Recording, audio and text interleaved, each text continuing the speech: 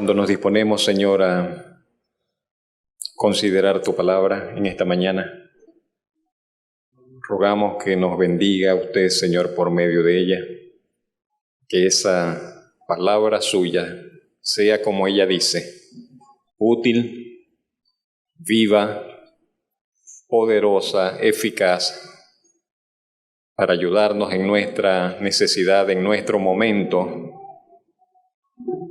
que sea relevante, Señor, para las situaciones que vivimos, para los desafíos que nos presenta la vida, que sea provechosa, Señor, para nuestras necesidades del alma, que traiga luz a nuestro pensamiento y corazón, que nos afirme en su palabra, en su verdad, que nos confirme en sus propósitos, en su buena voluntad, Señor. Salgamos edificados, Señor, y fortalecidos por ella. En Cristo Jesús se lo pedimos. Amén. La semana pasada iniciamos unas reflexiones en el libro de Esther. Vamos a hacer un muy breve resumen según la presentación que manejamos la semana pasada. Dijimos que algunos detalles del libro de Esther son, por ejemplo, lo siguiente. Es el único libro, no estrictamente el único libro. Un hermano se me acercó al terminar el servicio y me dijo, no, hay otro libro que tampoco menciona la palabra Dios. El libro de Cantares. Pero por lo menos Esther es el único libro entonces histórico, digámoslo así. No es un libro poético, sino el único libro histórico de la Biblia que no menciona a Dios. En segundo lugar, es uno de los libros más populares entre los judíos por su dramatismo, por lo que contempla. En tercer lugar, es el libro en que son solo detalles, son tips. El libro en que se encuentra el versículo más largo de toda la Biblia. ¿Algo más? Y que explica una de las fiestas judías, la fiesta de Purim, el origen de esa fiesta, el trasfondo de por qué se inició esa fiesta y por qué lo celebran todos los años, aparece allí en el libro de Esther. Otras cosas que mencionamos, dijimos que el libro de Esther es la historia de un pueblo bajo la amenaza de una gran tragedia. Y en cierta forma explicábamos que eso ha sido siempre la historia de Israel. La historia del pueblo de Israel es la historia de un pueblo que ha ido de tragedia en tragedia, de problema en problema, de crisis en crisis, y decíamos que la explicación es muy sencilla, que nos bastaría leer Deuteronomio capítulo 28, y allí nosotros vemos cuáles son, por qué ellos han vivido como han vivido. En segundo lugar dijimos que la historia del libro de Esther transcurre en el contexto del dominio del imperio persa. Hay una serie de imágenes que la semana pasada olvidé compartirles. El imperio persa, estamos hablando de las fechas, estoy ido, aparecen.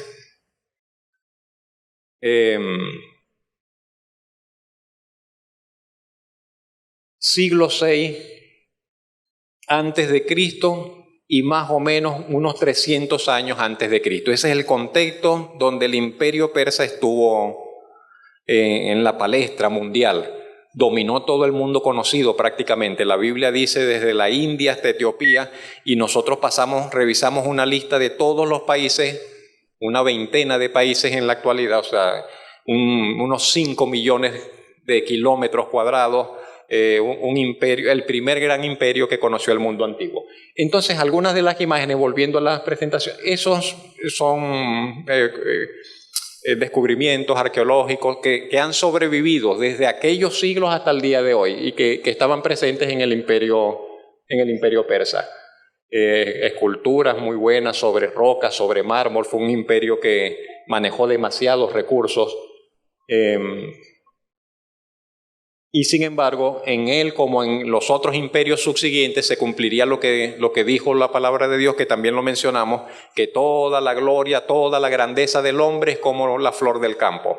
Es solamente cuestión de tiempo y toda esa gloria va a pasar, y lo que estuvo en la cúspide quedará solamente en el recuerdo y en el olvido. Eso quedó de las grandes construcciones, columnas. Eso es una representación más o menos de cómo luciría alguna de esas murallas de ese imperio. No sé si hay algo más todavía en esa presentación. Punto 3, por favor. Dijimos que el libro de Esther es la historia del obrar de Dios tras bastidores, detrás de la cortina. Dios no aparece por ningún lado, a Dios no se le menciona por ningún lado, y sin embargo es Dios el que está obrando desde el principio hasta el final de la historia. ¿Algo más? El primer capítulo, que fue el que consideramos la semana pasada, vemos que entonces es la historia de un rey, el emperador, el grande de Persia, que está deseoso de celebrar sus glorias. Hizo un festejo muy grande, grotesco diríamos, un festejo de 180 días para mostrar las grandezas de su reino, las riquezas, todo lo que él tenía. ¿Qué otra cosa? Sí, adelante. Se presentó un conflicto casi que al final del festejo. El rey mandó a buscar a la reina se negó a comparecer, eso le puso fin a la fiesta, hubo un conflicto. Entonces dijeron, los consejeros del rey dijeron, esa actitud de la reina nos afecta a todos, porque si la reina no le hace caso al rey, ¿qué quedarán? ¿Qué van a hacer los esposos con sus mujeres? Se le van a levantar todas. Y entonces tomaron las medidas, destituyeron a la reina, y allí cerró con esa actitud cerró el capítulo primero del libro de Esther. Algunos hermanos se fueron de aquí muy contentos con el dicho de Memucán. Memucán fue el consejero del rey y dijo, pongan que los hombres afirmen su autoridad en su casa. Entonces, bueno, hoy vamos a considerar el capítulo segundo del libro de Esther. Quiero pedirle, como la semana pasada, que le demos lectura completa al capítulo antes de pasar a las consideraciones. Capítulo 2 del libro de Esther. ¿Lo tiene ubicado allí? Dice, pasadas estas cosas, sosegada ya la ira del rey Asuero, se acordó de Vasti y de lo que ella había hecho y de la sentencia contra ella. Y dijeron los criados del rey a sus cortesanos, busquen para el rey jóvenes vírgenes de buen parecer, y ponga el rey personas en todas las provincias de su reino que lleven a todas las jóvenes vírgenes de buen parecer a Susa, residencia real, a la casa de las mujeres, al cuidado de Gai, eunuco del rey, guarda de las mujeres, y que les dan sus atavíos. Y la doncella que agrade a los ojos del rey, reina en lugar de Vasti. Esto agradó a los ojos del rey, y lo hizo así. Había en Susa, residencia real, un varón judío, cuyo nombre era Mardoqueo, hijo de Jair, hijo de Simei, hijo de Cis, del linaje de Benjamín, el cual había sido transportado de Jerusalén con los cautivos que fueron llevados con Jeconías, rey de Judá, a quien hizo transportar Nabucodonosor, rey de Babilonia. Y había criado a Hadasa, es decir, a Esther, hija de su tío, porque era huérfana, y la joven era de hermosa figura y de buen parecer. Cuando su padre y su madre murieron, Mardoqueo la adoptó como hija suya. Sucedió pues que cuando se divulgó el mandamiento y decreto del rey, y habían reunido a muchas doncellas en Susa, residencia real, a cargo de Gai, Esther también fue llevada a casa del rey, al cuidado de Gai, guarda de las mujeres. Y la doncella agradó a sus ojos, y halló gracia delante de él, por lo que hizo darle prontamente atavíos y alimentos, y le dio también 7 doncellas especiales de la casa del rey, y la llevó con sus doncellas a lo mejor de la casa de las mujeres. Esther no declaró cuál era su pueblo, ni su parentela, porque Mardoqueo le había mandado que no lo declarase. Y cada día Mardoqueo se paseaba delante del patio de la casa de las mujeres, para saber cómo le iba a Esther y cómo la trataban. Y cuando llegaba el tiempo, de cada una de las doncellas para venir al rey Asuero, después de haber estado 12 meses conforme a la ley acerca de las mujeres, pues así se cumplía el tiempo de sus atavíos, esto es 6 meses con óleo de mirra, 6 meses con perfumes aromáticos y afeites de mujeres. Entonces la doncella venía al rey. Todo lo que ella pedía se le daba, para venir ataviada con ello desde la casa de las mujeres hasta la casa del rey. Ella venía por la tarde y a la mañana siguiente volvía a la casa segunda de las mujeres, al cargo de Sasgaz, eunuco del rey, guarda de las concubinas. No venía más al rey, salvo si el rey la quería y era llamada por nombre. Cuando le llegó a Ester, hija de Abigail, tío de Mardoqueo, quien la había tomado por hija, el tiempo de venir al rey, ninguna cosa procuró sino lo que le dijo Hegai, eunuco del rey, guarda de las mujeres. Y ganaba Ester el favor de todos los que la veían. Fue pues Ester llevada al rey Asuero, a su casa real en el mes 10º, que es el mes de Tebet, en el año 7º de su reinado. Y el rey amó a Ester más que a todas las otras mujeres, y halló gracia y benevolencia delante de él más que todas las demás vírgenes, y puso la corona real en su cabeza, y la hizo reina en lugar de Vasti. Hizo luego el rey un gran banquete a todos sus príncipes y siervos, el banquete de Ester, y disminuyó tributos a las provincias e hizo y dio mercedes conforme a la generosidad real. Cuando las vírgenes eran reunidas la segunda vez, Mardoqueo estaba sentado a la puerta del rey, y Ester, según le había mandado Mardoqueo, no había declarado su nación ni su pueblo, porque Ester hacía lo que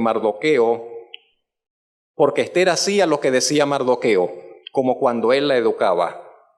En aquellos días, estando Mardoqueo sentado a la puerta del rey, se enojaron Bigtán y Teres, 2 eunucos del rey, de la guardia de la puerta, y procuraban poner mano en el rey Asuero. Cuando Mardoqueo entendió esto, lo denunció a la reina Ester, y Ester lo dijo al rey en nombre de Mardoqueo. Se hizo investigación del asunto, fue hallado cierto, por tanto los 2 eunucos fueron colgados en una horca. Y fue escrito el caso en el libro de las crónicas del rey. Ese es todo el contenido del capítulo 2. Lo primero que vamos a considerar este es el capítulo donde aparecen Mardoqueo y Ester. Y casi podríamos titularlo de esa forma: Mardoqueo y Ester entran en escena.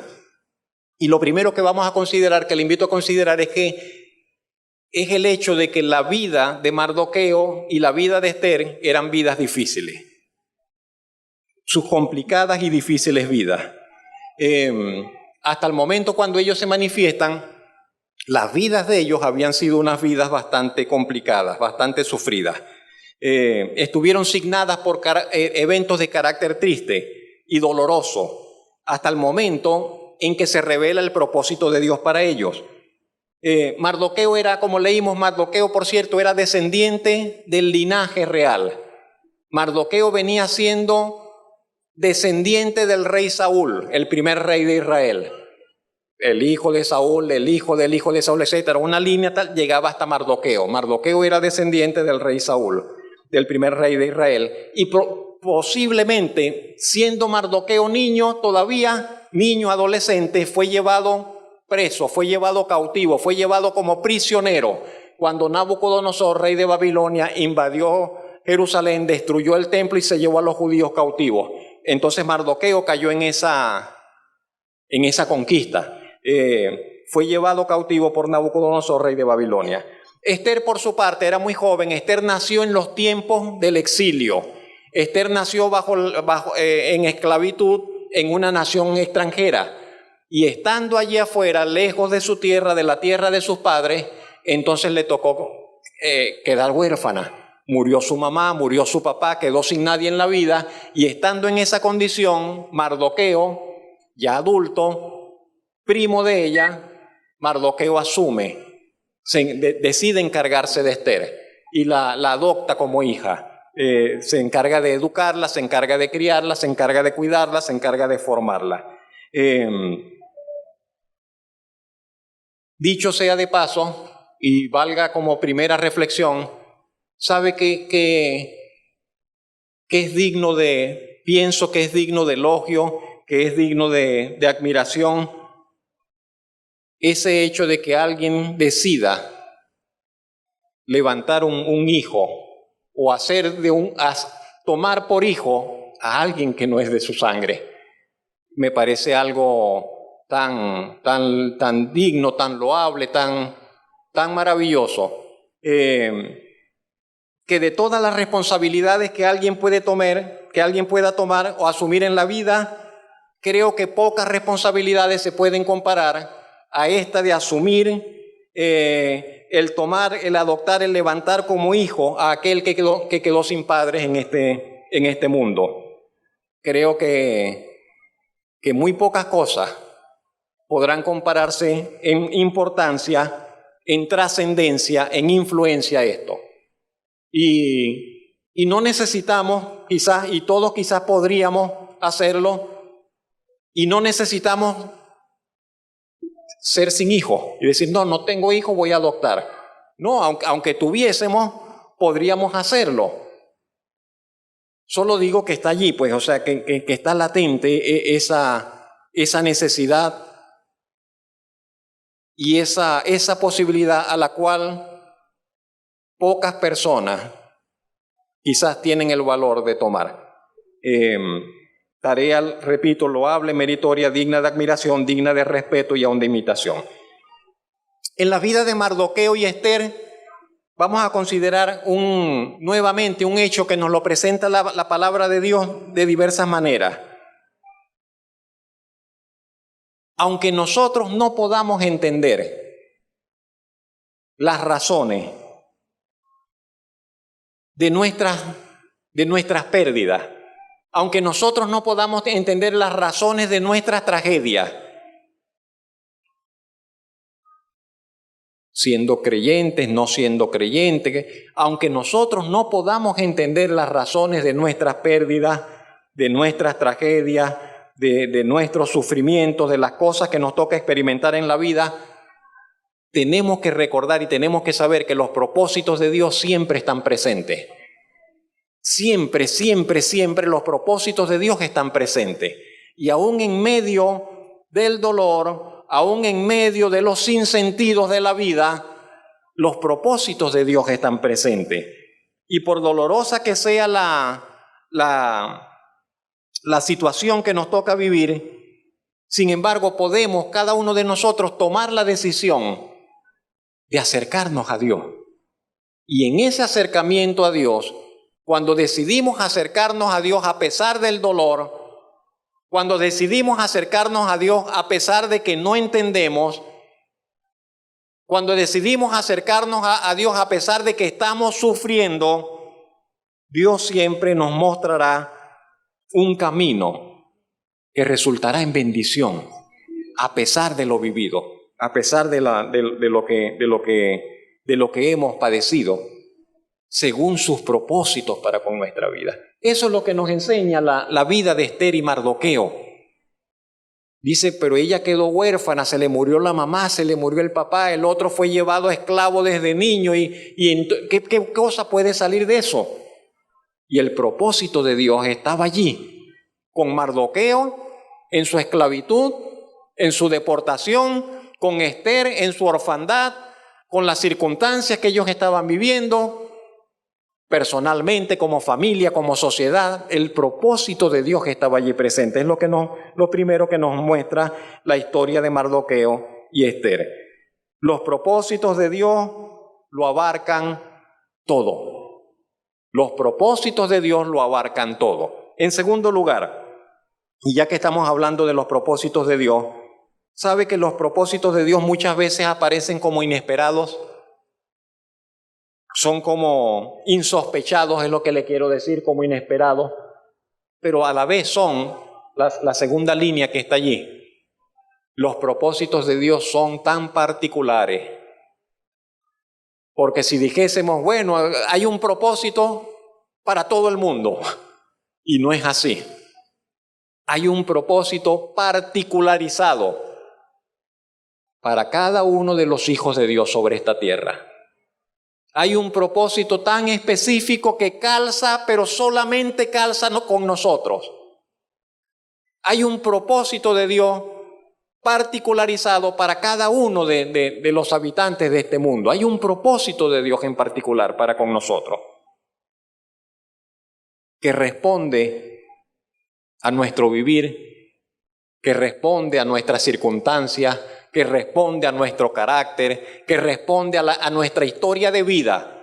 Es más, desde antes de que llegáramos a esta tierra, desde que antes que llegáramos en esta tierra. Otro hecho entonces le diría que nos presenta la Biblia con relación a la persona de Dios, es que Dios es un Dios que elige personas específicas para propósitos específicos. Dios elige personas específicas con nombre y apellido para propósitos y planes específicos. No es que lanzó la redada a ver quién la agarró y a este le tocó. No. Dios escoge personas específicas con nombre y apellido y los va llevando para propósitos específicos, para propósitos particulares.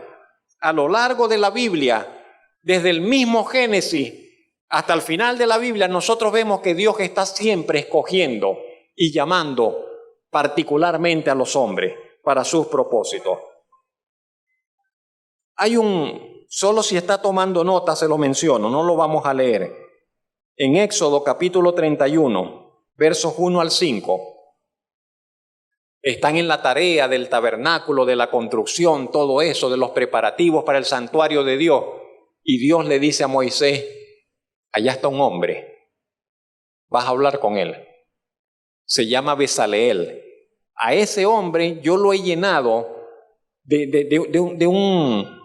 con un don particular, permítame parafrasearlo. Ese es el hombre que va a trabajar toda la parte de orfebrería con el oro, con los metales. Ese es el hombre que es un artista. Pero Dios, no es que Dios dice, yo lo he llenado de eso, para que él haga todo eso que tiene que hacer para el santuario. Y luego la Escritura dirá, y Bezaleel hizo todo lo que Dios le había encargado. ¿Cuál será el don suyo? ¿Ya usted lo descubrió? ¿Cuáles son las capacidades que Dios le ha entregado? Ya usted sabe cuáles son y ya las tiene a disposición del Señor y ya usted está sirviendo a Dios con esas capacidades o las tiene todavía engavetadas. En el caso de Mardoqueo y Esther, nosotros vemos solo una decisión política. Hay una decisión política. ¿Cuál es la decisión política? Hay que elegir una nueva reina. Y alguien dice, vamos a hacer un concurso de belleza. El primer Miss, no sé, Miss Persia. Y entonces comenzaron a buscar las jovencitas, las más bonitas de distintas provincias, de distintos lugares y tal. Y esta se ve bonita y tráiganla para acá. Y aquella y tráiganla para acá. Una decisión política. Y en esa decisión política cayó la hija de Mardoqueo. No fue que ellas se presentaron, es que la tomaron obligada y le dijeron, usted se viene para acá. Pero yo estoy con mi papá acá, no, y se la llevaron y la apartaron de Mardoqueo y se la llevaron porque ellos no tenían decisión. Lo que decía el imperio, eso se hacía y nadie podía contradecir esa orden. Y se la llevaron sin preguntarle si quería ir, si no quería ir, la llevaron y dijo, a usted ahora va a vivir acá y usted se encarga, nosotros nos encargaremos de usted. Esther fue llevada junto con las otras jovencitas, fueron obligadas a entrar en ese proceso para ser presentadas al rey. La separaron de su primo, que usted sabe que era su tutor, que era su padre adoptivo. Entró a un terreno y a un ambiente totalmente desconocido para ella, el ambiente del gobierno, el ambiente del palacio, el ambiente de la corte, el ambiente de toda esa cultura tan diferente, tan ajena a la cultura del pueblo de Dios, a la cultura judía.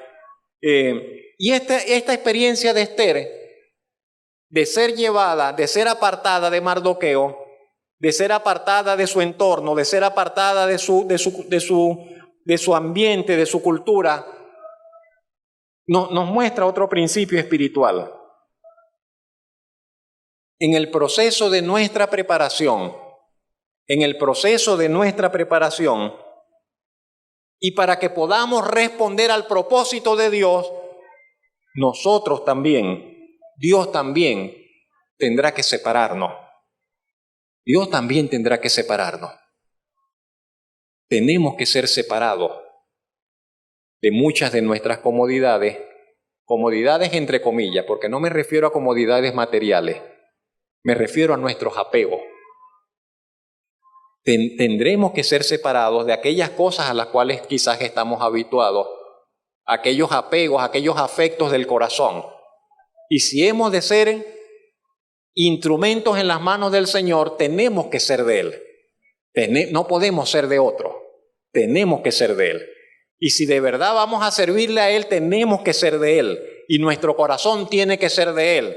Y nuestro corazón se tiene que desvivir solo por Él y no por nadie más. Y no fue eso lo que dijo el Señor Jesucristo. Y el Señor Jesucristo dijo, si alguno me va a servir, va a tener que hacer algo. Va a tener que aborrecer a su esposo, a su esposa, a su papá, a su mamá, hasta a sus hijos. Los va a tener que aborrecer a todos. Si alguno va a venir conmigo, tiene que aborrecerlos a todos y entonces vendrá conmigo. ¿Qué quiso decir el Señor? ¿Que tenemos que odiar a nuestros padres? ¿Que tenemos que odiar a nuestra familia? ¿Que tenemos que odiar a nuestros hijos? No. Pero en comparación, si me ponen a escoger entre Dios y mi esposa, lo siento por Zoraida, tengo que escoger al Señor. Si me ponen a escoger entre mis hijas y al Señor, entonces lo siento por mis hijas, pero tengo que escoger al Señor. Y me preocupa tanto cuando nosotros a veces ponemos a todo el mundo primero y al Señor después. Y tenemos que aprender a darle al Señor el primer lugar, porque Él es el único que merece el primer lugar. No hay hijo que merezca ocupar el lugar que le corresponde a Dios. No hay esposo, no hay esposa que le corresponda ocupar el lugar que le corresponde al Señor. No hay nadie que merezca la honra que solo Dios le merece, que solamente Dios es digno de recibir. Absolutamente nadie. Y en cierto sentido, entonces le diré, Dios nos separa. Fue lo mismo que Dios hizo con Abraham. Abraham está muy cómodo, Abraham está muy próspero, Abraham tiene una familia con la cual se siente a gusto y Dios le dice, sal de tu tierra, deja a tus parientes y vete conmigo. Tengo una tierra que mostrarte. Y ya nosotros todos conocemos la historia. Esther está en la casa del rey. Ahora, en la casa del palacio allí, donde están las doncellas. Está siendo preparada para una cita que va a tener lugar un año más adelante. A ella se la llevan y ella no tiene idea de en qué va a resultar todo esto. Y no es cuestión de una semana, del mes próximo, sino es que es una cuestión de muchos meses. No tiene la más mínima idea de qué es lo que le depara el futuro. Y nosotros no podemos imaginar lo que esta joven está pensando. No podríamos saberlo. No podemos saber lo que estaba presente en su alma. De repente, de un día a otro, toda su vida cambió. Cambió drásticamente, cambió totalmente. Y si antes estaba bajo la tutela, bajo la orientación, bajo la compañía de Mardoqueo y tenía cierta libertad, repito, ya no tiene tal libertad. Ahora todo lo que ella, hasta lo que va a comer, ella solo podrá comer lo que le dan lo que le permitan comer. Todas las decisiones de su vida, hasta lo que debe usar a la hora de tomar un baño para el simple aseo personal, todo eso ahora está supervisado. Serán 12 largos meses, cuando menos, de preparación física, educativa, cultural, asumir otra disciplina. Y repito, sin que ella tenga garantía, ¿qué va a resultar de esto? Porque así como ella, decenas más de jóvenes. Y ella no está esperando. No sabe qué esperar de todo esto. Solamente hay algo que ella, entre líneas, podemos ver. Sigue guardando su fe, la lleva consigo a donde quiera que ella va, y sigue honrando a su primo y tutor, Mardoqueo, y hace lo que Mardoqueo le dice. En tercer lugar, y ahora ya que comenzamos a hablar acerca de Mardoqueo, Mardoqueo bien podría ser una figura del Espíritu Santo. La forma como Mardoqueo trata a Esther, se conduce con Esther, aparece en el relato para con Esther, bien podría representar el obrar del Espíritu Santo en nuestras vidas. ¿Por qué? Mardoqueo es el representante de Esther, es su tutor, es su consejero, es su vigilante, es su protector. Y esas cosas hace el Espíritu Santo en nuestras vidas. Tan pronto Esther quedó huérfana y sola en este mundo, Mardoqueo la tomó como hija y estuvo atento a todo su vivir. ¿Y sabe que eso mismo hace el Espíritu Santo?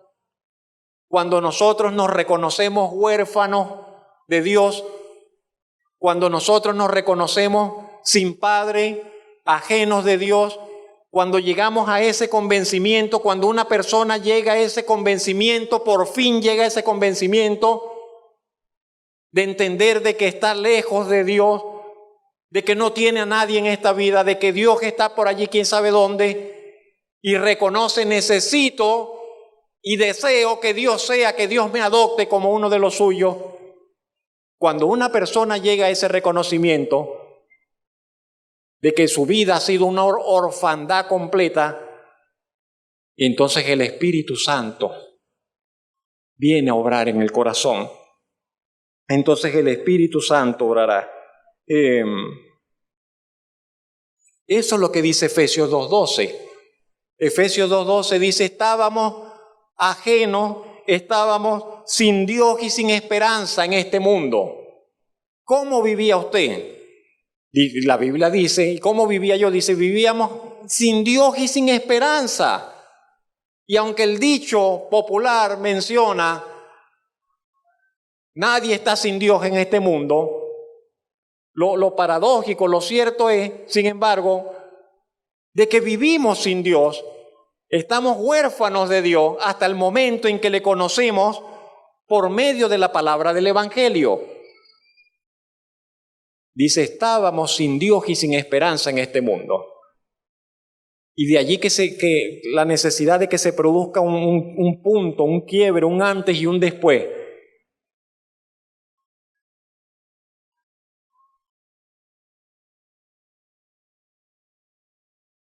Y cuando ese punto se produce, el Espíritu Santo viene a morar en nuestras vidas.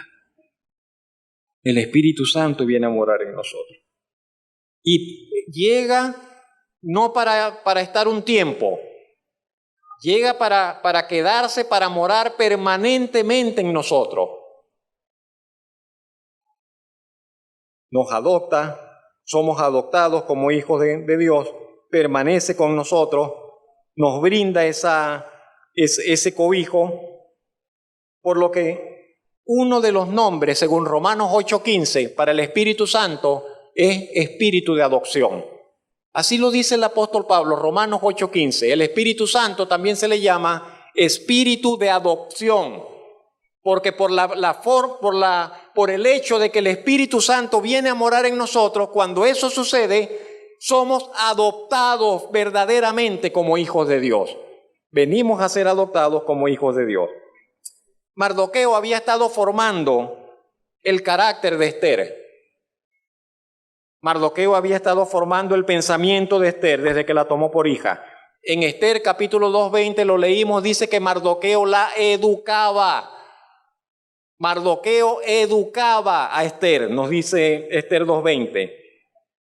Y esa labor de educación de Mardoqueo para con Esther también refleja, también ilustra perfectamente la labor que el Señor hace con nosotros, con todos aquellos que recibe por hijo. Dios nos toma por hijos Y entonces el Señor comienza un proceso con cada uno de nosotros, un proceso de educación, de formación.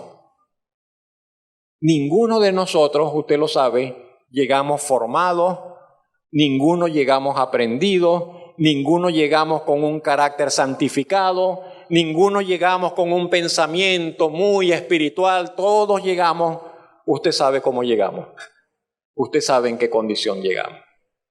Y entonces, absolutamente con todo, el Señor comienza un proceso de transformación, de formación, de educación con nosotros. No tanto del conocimiento, no del conocimiento. El conocimiento siempre será importante, pero recuerde, hasta los demonios tienen conocimiento y no les sirve de nada.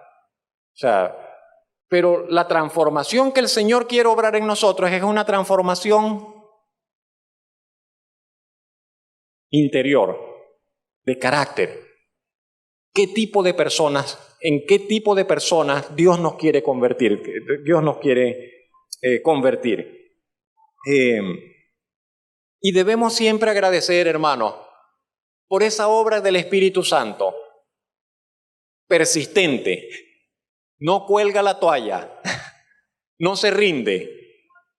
Y a pesar de que nosotros a veces respondemos y luego no queremos y volvemos atrás y otra vez y allí vamos y otra vez la misma lección y pasamos 3, 4, 7 veces por el mismo proceso para tratar de aprender la lección, el Espíritu Santo no tira la toalla. Insiste, insiste, insiste, insiste. Y si somos de Él, jamás tirará la toalla hasta que aprendamos lo que tenemos que aprender. Hasta que Él obtenga de nosotros el fruto que para gloria de Dios tiene y quiere obtener en nosotros. El Espíritu Santo actúa como tutor también, entonces, le quiero decir. Actúa como consejero.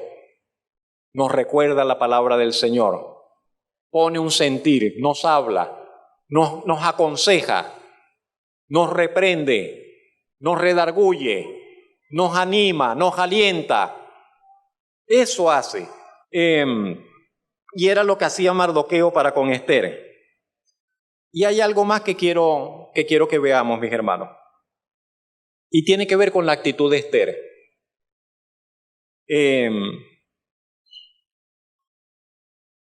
En 2 oportunidades por lo menos leímos que se nos dice que Esther hacía lo que Mardoqueo le decía. Que Esther obedecía a Mardoqueo, le hacía caso como cuando él la educaba, inclusive siendo reina le seguía obedeciendo a Mardoqueo. Y esa actitud muestra la importancia que tiene que tener para con nosotros como hijos de Dios, que usted y yo nos aseguremos, de estar bajo la autoridad del Señor. Tenemos que estar bajo la autoridad de Dios. Tenemos que asegurarnos de que vivimos bajo la autoridad de Dios. Es decir, que estamos respetando su palabra, como Esther respetaba la palabra de Mardoqueo y la tenía presente. Y si Mardoqueo le decía, no digas eso, Esther no lo decía. Haz esto, entonces Esther lo hacía. De igual forma nosotros, que somos creyentes, que buscamos acercarnos al Señor, que decimos que somos de Él y que Él es nuestro, tenemos que asegurarnos de honrar su palabra, de estar bajo su autoridad, de obedecer su palabra, de mantener una constante disposición a seguir sus consejos.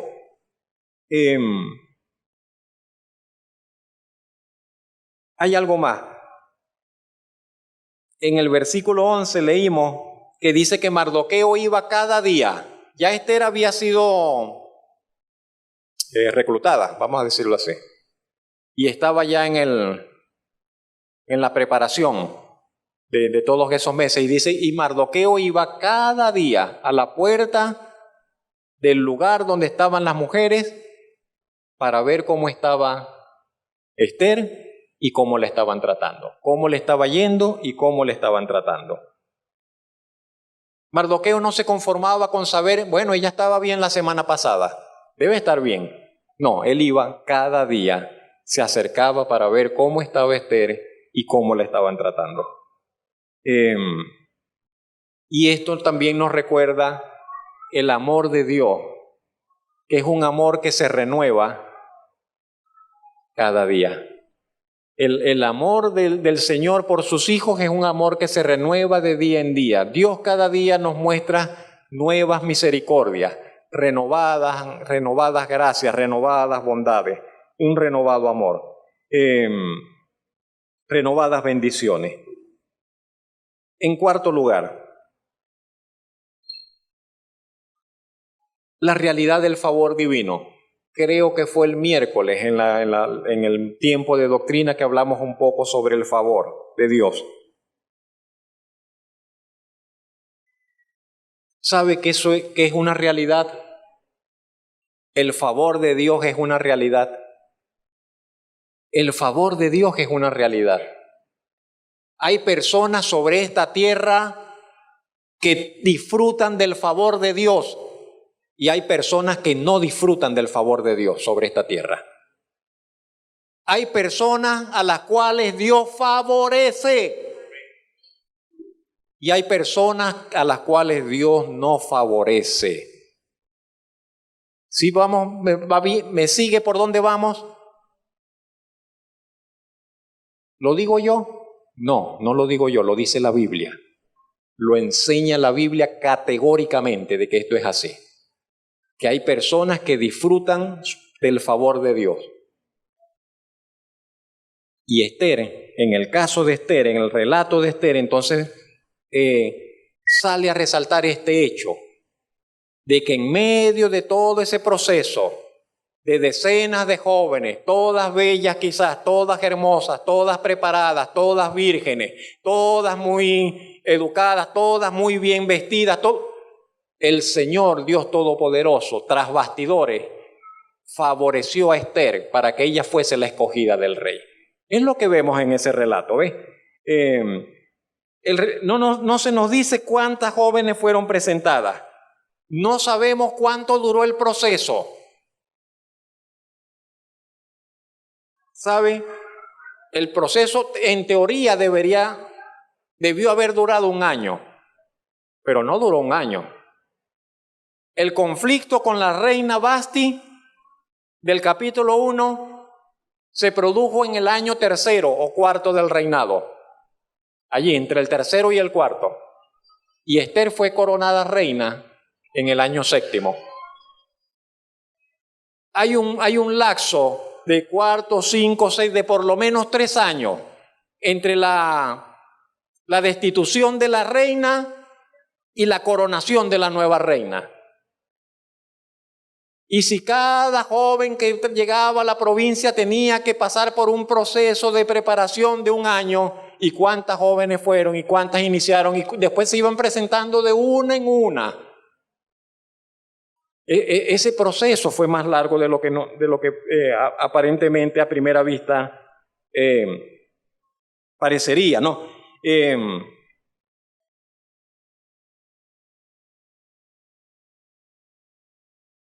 Pero lo importante y que creo que destaca el relato, es que llegado el momento de la presentación, la Biblia nos dice que Esther se ganaba la admiración, la aprobación y el favor de todos los que la veían, según nos dice el verso 15 del capítulo 2. Y nuevamente, no se repito, mis hermanos, ese favor no era el favor de la carne, ese favor no era el favor del aroma, de un perfume, de una crema, ese favor no era el favor de los colores, de la forma como ella iba vestida, ese favor no era el hecho de cómo ella caminaba, cómo ella danzaba, ese favor era el favor de Dios sobre ella, que por todo ese proceso la llevaba y que Dios se había propuesto llevarla a ella a ser la próxima emperatriz, la próxima reina del imperio.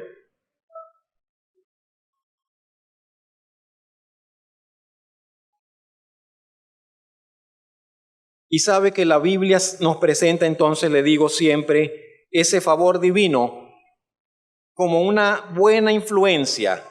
El favor de Dios es esa buena influencia que el Señor otorga a sus hijos cuando estos se disponen a honrarle con fidelidad. ¿Favorece Dios a los que le desprecian? ¿Favorece Dios a los que le deshonran? ¿Favorece Dios a aquellos que tienen en poco su palabra? Definitivamente no, definitivamente no. Pero todos aquellos que deciden, que se proponen honrar al Señor, todos aquellos que honran la palabra de Dios, todos aquellos que en su corazón se han propuesto honrar al Señor Altísimo, disfrutan del favor de Dios, disfrutan del favor divino y disfrutarán siempre del favor divino. Porque Dios honra a los que le honran. Dios honra a los que le honran. Y dice, pero los que me desprecian, dice el Señor, serán tenidos en poco. El favor de Dios es esa influencia divina que lleva a que se abran las puertas, que lleva a que se abran las puertas, que se abran y se presenten las oportunidades para los hijos fieles de Dios. Pero son puertas que se abren y son oportunidades que se presentan en el momento justo, en el momento preciso, en momentos cumbres, en momentos que tenían que ser en ese instante. Dios abre puertas oportunamente para sus hijos. Dios presenta oportunidades en el momento preciso, en el momento que más se requiere, en el momento necesario, en el momento ideal. El favor de Dios, entonces diríamos, para ir cerrando este punto, se manifiesta con especial notoriedad cuando en sus soberanos propósitos el Señor abre providencialmente puertas y caminos a sus hijos donde no los había. Y uno decía, no hay camino, no hay salida, y Dios de repente se glorifica y abre la puerta y abre el camino para que pasen sus hijos, para que pasen sus escogidos. Eso nos dice el libro de Esther. ¿Quién lo va a decir? ¿Quién lo diría? Esther la huerfanita, la recogidita del primo, la huérfana, la recogida del primo. Y otros dirían la de la raza de los judíos eso. Siempre los judíos como que mal vistos. ¿Y cómo cree usted que los recibían en esos lugares cuando los llevaban como botín, como prisioneros y eran como arrimados de la nación y estaban allí? Esa judía, esa huerfanita, esa recogida del primo, vino a convertirse en nada más y nada menos que en la escogida del rey y nueva reina del imperio. Otra cosa que podemos destacar en relación a la promoción de Esther es que la Biblia nos dice que una vez que el rey la escogió y la coronó, quedó tan contento el rey, se sentía tan a gusto el rey que rebajó los imperios, los impuestos, tributos, bajó la recaudación, comenzó a repartir con generosidad, a entregar distintos obsequios, distintos regalos con generosidad en medio del imperio. ¿Se convirtió el rey? No que se haya convertido ni nada de eso. Pero sabe,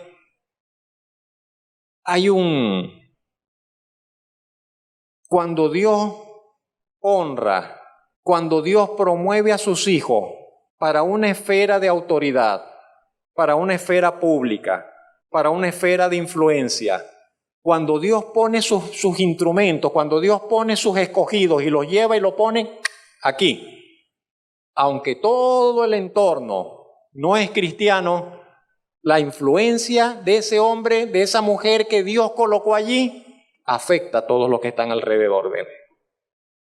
¿Sabe que es así?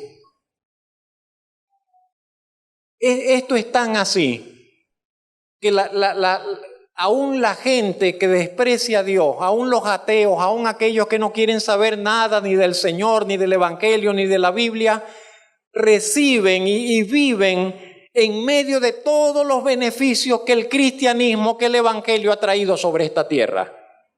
Absolutamente de todo.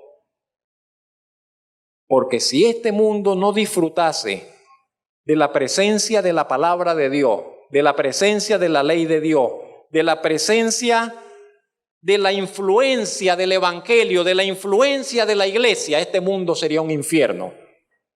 Este mundo sería un infierno. Porque fue Dios, pues permítame desviarme y permítame mencionar estas cosas, fue Dios el que dijo, por ejemplo, que matar era un pecado, que matar está malo. Pero si Dios no dice que matar, que asesinar es perverso, está malo y debe ser castigado, entonces matémonos unos a otros y hagamos fiestas acá. ¿Y de dónde sale? ¿Por qué la ley persigue al asesino? ¿Y por qué la ley castiga el homicidio? ¿Por qué? ¿Quién dijo que hay que castigarlo? Cuando nosotros buscamos, ¿quién fue el primero que dijo que está mal? Génesis. Cuando Caín mató a Abel, Dios dijo está mal, no se debe hacer eso, no debe suceder eso, debe ser castigado. Y así con todas las cosas. ¿Quién dijo que los padres tienen que cuidar a los hijos y no simplemente hacer como perros y gatos y traerlos al mundo y olvidarse de ellos? ¿Por qué hay que cuidarlos? ¿Por qué hay que educarlos?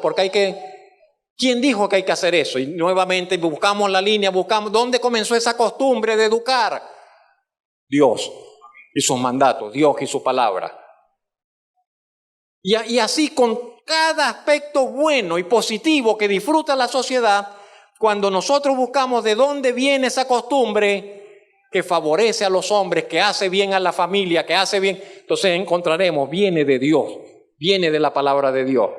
Saquemos de la historia la influencia de la Biblia, saquemos de la historia la influencia del cristianismo, saquemos de la Biblia la influencia de los mandamientos de Dios, y lo que queda es oscuridad, tenebrosidad, lo que queda es perdición, lo que queda es maldad, lo que queda es muerte, lo que queda es desolación.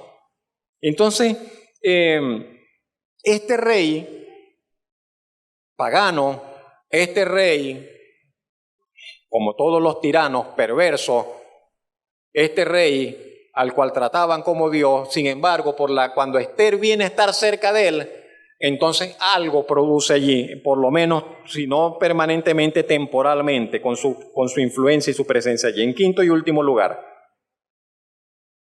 leímos algo allí sobre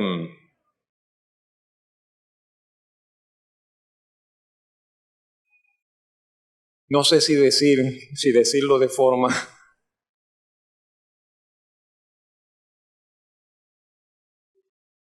¿Cómo decirlo?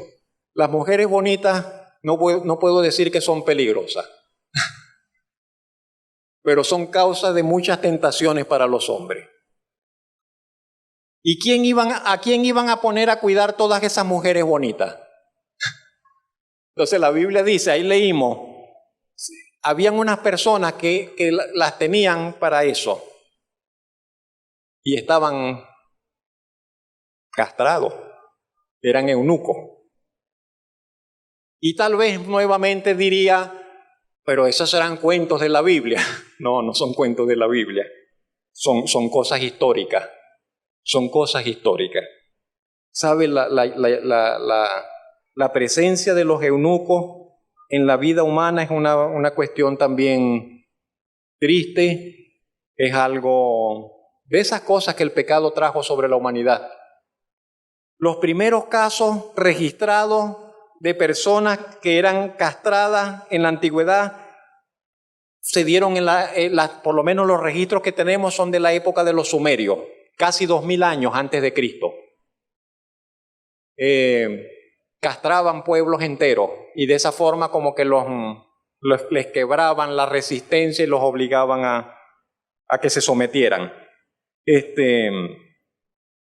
Y alguien escribió, esto lo tomé de un artículo de la revista Historia y Vida, la historia de los eunucos ha sido la historia de la soledad. La misma anomalía que les privaba de una vida normal, les abría las puertas al templo, al teatro, al palacio y al harén, al lugar donde estaban las mujeres. Todos los círculos de poder estuvieron al alcance de los eunucos. Reaccionaron a veces como leales servidores, pero otras veces como intrigantes y conspiradores. En el caso de lo que leímos acá vemos las dos cosas. Había unos eunucos que estaban encargados de cuidar a las mujeres, de atender a las mujeres, de recibir a las vírgenes y todo eso. Y habían otros eunucos que intentaron hacer una conspiración para matar al rey. Lo acabamos de leer en el capítulo 2. El escritor griego Genofonte escribió que el emperador Ciro el Grande, el emperador Ciro, el fundador del imperio persa, dice que tenía 300 eunucos de confianza, que eran los de él, que estaban allí a su servicio. Dice que confiaba ciegamente en esos 300 eunucos. Para Ciro, el emperador de Persia, el primer emperador, únicamente los eunucos privados de mujer, privados de hijos, podían entregarse por entero a su persona. La presencia de eunucos en el imperio persa era algo que venía de larga data. Cuando la Biblia nos dice entonces que estos eunucos estaban allí, encargados de las mujeres, a la disposición del rey, y que hubieron dos que se levantaron y trataron de poner mano en el rey Asuero, entonces estamos leyendo hechos históricos. El quinto y último lugar le decía que consideremos la conspiración de los eunucos. No sé por qué. Bueno, tengo mi pensamiento. Pero entre las alegrías de unas personas son las amarguras de otras personas. El hecho de que alguien tenga y sea feliz es causa de amargura para otra persona, que lo mira y lo envidia y es infeliz porque el otro es feliz. ¿Por qué esto es así? No sé, yo diría que es la perversidad de nuestro corazón, hermano y amigo, que son nuestros impulsos pecaminosos que están en el corazón de cada uno de nosotros y que si nosotros nos descuidamos, esas cosas afloran y nos envenenan. Y solo, vuelvo y repito, solo la influencia del Evangelio, solo la influencia de la palabra de Dios, solo la influencia de la medicina de Dios nos libra de envenenarnos con nuestro propio mal. Y lo cierto es que entonces leímos, habían dos personas que tenían un puesto de relevancia en la corte del rey Asuero. Allí se nos dan sus nombres. Se molestaron con el rey. ¿Por qué se molestaron? No nos dice la Biblia, no sabemos por qué. Pero ellos dijeron, vamos a matar al rey. ¿Podían hacerlo? Sí. De hecho, otros emperadores anteriores al que estamos leyendo, al rey Asuero, fueron envenenados, tanto el padre como el hijo, por los eunucos. Por los eunucos que le servían y envenenaron, y vino el eunuco, se hizo del palacio y comenzó ya a mandar allí. Entonces sí, podían acabar con la vida del rey. Leímos que el complot lo descubrió Mardoqueo. ¿Y qué hizo Mardoqueo?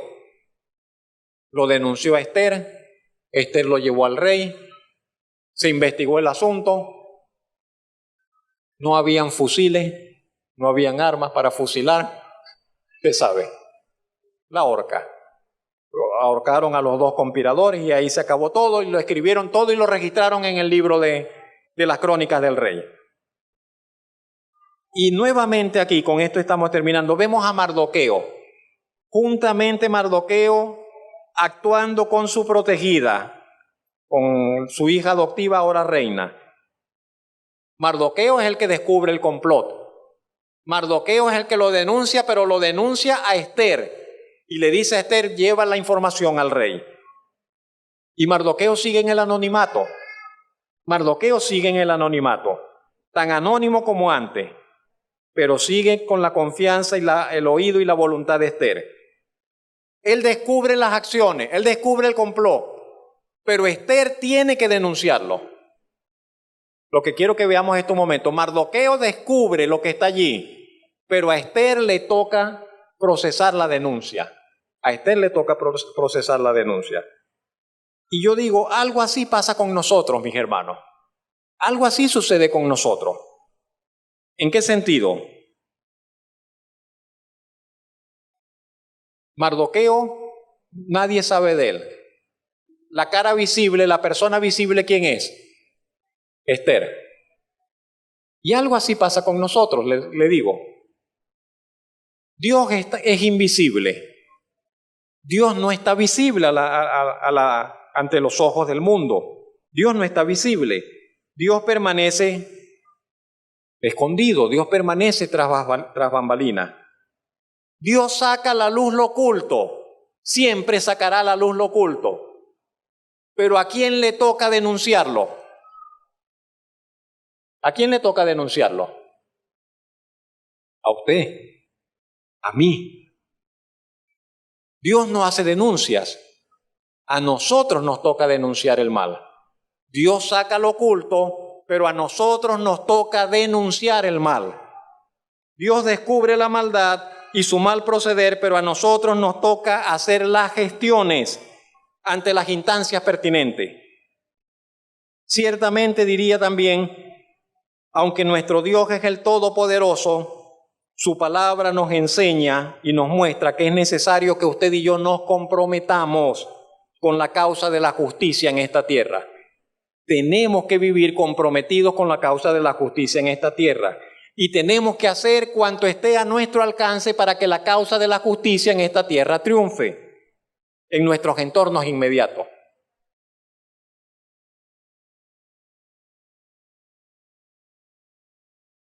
Así cierra el capítulo 2 del libro de Esther. Ella es la nueva reina, vive en los espacios reservados y destinados para tal posición, es una figura pública conocida en todo el reino, continúa siendo fiel en su afecto, respeto y obediencia a su primo y padre adoptivo Mardoqueo, y así terminamos la historia. Y ahora la pregunta para nosotros es, ¿hemos aprendido nosotros a descansar en Dios ante las incertidumbres que nos presenta la Biblia, la vida? ¿Hemos aprendido a descansar en Dios ante las situaciones que se nos presentan en la vida? Tenemos que aprender a descansar en el Señor ante las circunstancias que se nos presentan en la vida. Hemos aprendido a creer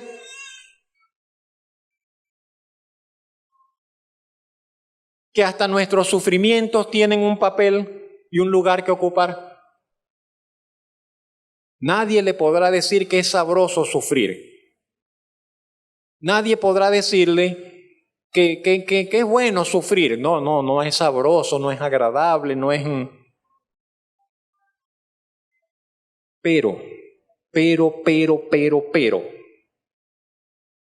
nuestros sufrimientos ocupan un papel, pero principalísimo, en el trato y en los planes de Dios para nuestro vivir. Eso enseña la Biblia. Eso enseña la Biblia. ¿Cómo está usted con la disciplina de la escuela de Dios? ¿Cómo le va? ¿Cómo le está yendo con la disciplina de la escuela del Señor? De la escuela del Señor. ¿La está usted acatando? ¿Se está usted sujetando a esa disciplina de Dios? ¿Está tratando usted de salir aprobado? ¿Está tratando usted de aprender lo que tiene que aprender? ¿O usted está todavía forcejeando y dice, yo no me voy a dejar y yo no voy a aceptar y yo no creo esto y yo confieso esto y yo rechazo esto? Mire, se puede reventar como chicharra, confesando, rechazando, no sé qué cosa, proclamando, pero por confesiones usted no va a escapar del trato del Señor, de la disciplina de Dios, del lazo del Señor por el cual el Señor quiere tratar con su vida y su carácter. Si usted es de Él, el Señor le va a tener la cabulla cortica hasta que usted aprenda y usted sea dócil para con Él. Y cuando usted aprenda docilidad, fidelidad y obediencia, el Señor lo dejará libre. Pero hasta que usted no aprenda a mostrarle respeto, fidelidad, dedicación al Señor, pero cada vez la va a sentir más ajustada y más apretada. Lo siento. ¿Cómo le va a usted con eso? ¿Cómo le va? Porque es algo que todos tenemos que aprender y generalmente nos cuesta aprenderlo. ¿Se está disponiendo usted a continuar con su crecimiento según los planes y propósitos de Dios, aunque usted no sepa de qué se trata? Porque a veces decimos, bueno, pero es que yo lo que quiero es saber cuál es el plan de Dios. Si Dios me dice, me revela cuál es el plan, entonces yo me preparo. Pero muchas veces el Señor nos manda a prepararnos. Y usted dice, Señor, ¿pero para qué me estás preparando? Y silencio. Señor, ¿pero para qué me sirve esto? Y silencio. Y el Señor lo que nos dice es prepárate, prepárate. Y lo que nos toca es prepararnos y no sé cuándo me toca la presentación. Otro mes más de cremas de estas. ¿Hasta cuándo crema? No sé. Pero estamos nosotros, está usted disponiéndose a crecer según los planes de Dios, aunque usted no sepa en detalle cuáles son esos planes. Le pregunto además, ¿cuánto valor le está dando usted al favor de Dios? ¿Cuánto valor le estamos dando al favor de Dios?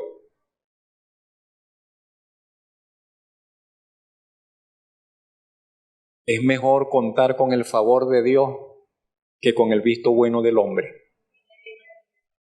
Le aseguro, le aseguro. Es mejor asegurarnos el favor de Dios que el visto bueno y el favor de los hombres. ¿Cómo trata usted de obtener ese favor de Dios? ¿Cómo trata usted de mantener ese favor de Dios sobre su vida? Y para terminar, ¿está comprometido usted con la justicia? ¿Estamos comprometidos con la justicia? ¿Usted es una persona que denuncia la injusticia o usted es un testigo mudo? Y usted dice, yo no me meto en eso. ¿Será que podemos sacudirnos el asunto y decir, eso no es asunto mío? ¿Denuncia usted las estafas cuando usted se entera que alguien es un estafador? ¿Usted lo denuncia? Cuando usted sabe que alguien está robando en la empresa donde usted trabaja, en el lugar donde usted trabaja, ¿qué hace usted? ¿Puede usted quedarse callado sabiendo que alguien que está en su entorno laboral está robando a la empresa para la cual usted trabaja? ¿Puede usted como cristiano quedarse callado? ¿Le da Dios el permiso para que usted se haga de la vista ciega y usted mire para otro lado? Y usted dice, pero me puede traer problemas. Claro que le puede traer problemas. Ser cristiano siempre trae problemas. Servir a Dios siempre trae problemas. Y mientras más fieles tratemos de ser para con el Señor, en más problemas nos vamos a meter. Pero Dios nos bendecirá y nos respaldará. A eso también estamos llamados. A eso también estamos llamados como hijos de luz, como representantes del Señor ante los hombres. Esther ha sido promovida por Dios a un sitio de especial notoriedad. Nosotros también nos encontramos ante el umbral de un destino glorioso, hermano. Mayor que el de Esther, por cierto. Pero nosotros vamos al lado del Rey de Reyes y Señor de Señores, el Dios Altísimo, quien también nos extendió su mano, también nos eligió y ha prometido poner una corona sobre nuestras cabezas. Nuestra ascensión, nuestra promoción comenzó desde el momento que reconocimos al Señor Jesús como Salvador y como nuestro sustituto ante la justicia de Dios. Y aunque todavía no tenemos idea de lo que nos espera como parte de su llamado en el tiempo por venir, hoy nos alegramos, nos complacemos con estar dentro del reino y glorificamos a Dios por ello. Una vez más, hoy pedimos, Señor, sea usted nuestra luz, sea usted quien alumbre, Señor, hasta lo más profundo y recóndito de nuestras almas, Señor. Sea usted, Señor, disipando, Señor, toda la oscuridad, Señor, con su palabra, con su obrar, con el ministerio de su Santo Espíritu. En sus manos estamos, bendito Señor. Nos basta confiar, Señor, en su sabiduría. Nos basta confiar, Señor, en su previsión,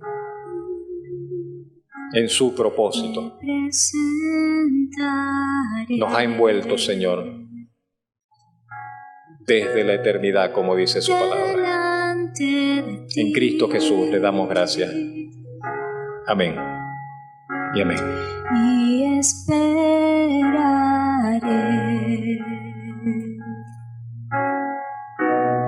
en tu salvación.